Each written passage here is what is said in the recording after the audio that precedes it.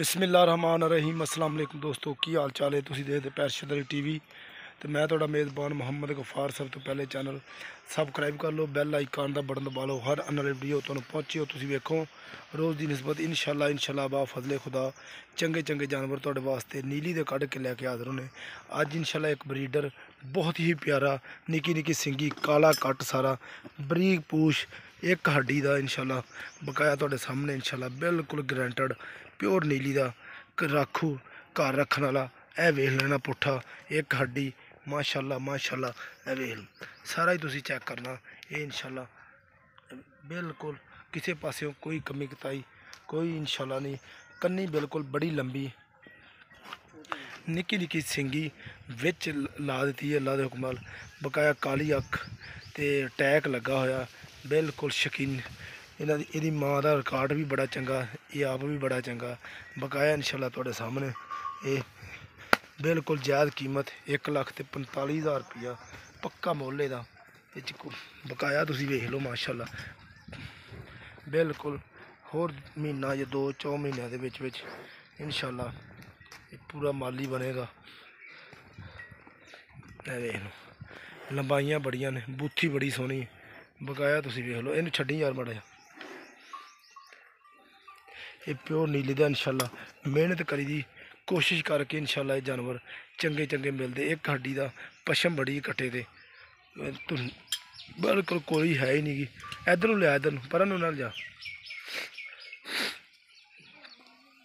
1,45,000 रुपया की डिमांड है पक्की जी।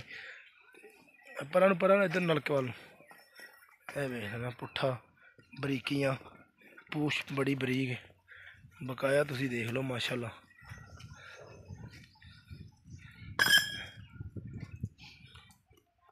राबता नंबर होंदा 0302 38 44 697। इसे नंबर पर व्हाट्सएप ते ईमो बनया। वेख लो इंशाअल्लाह तुहाडे वास्ते बिल्कुल चंगे चंगे जानवर लभ के ते कोशिश करके लियाई दे।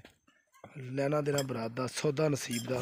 वीडियो पसंद आवे लाइक ते शेयर जरूर करया करो।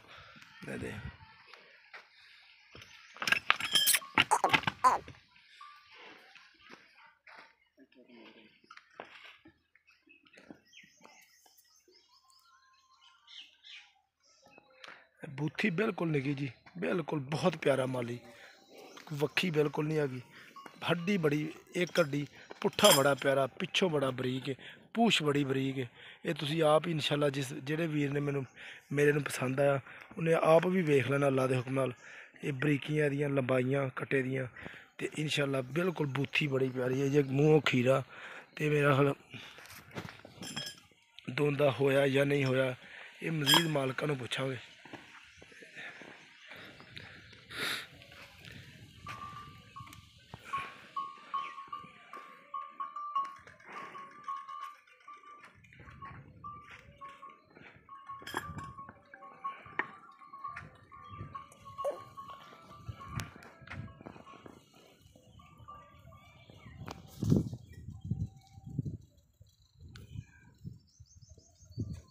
लो जी उम्मीद करांगे ये वीडियो तुहाडे पसंद आएगी।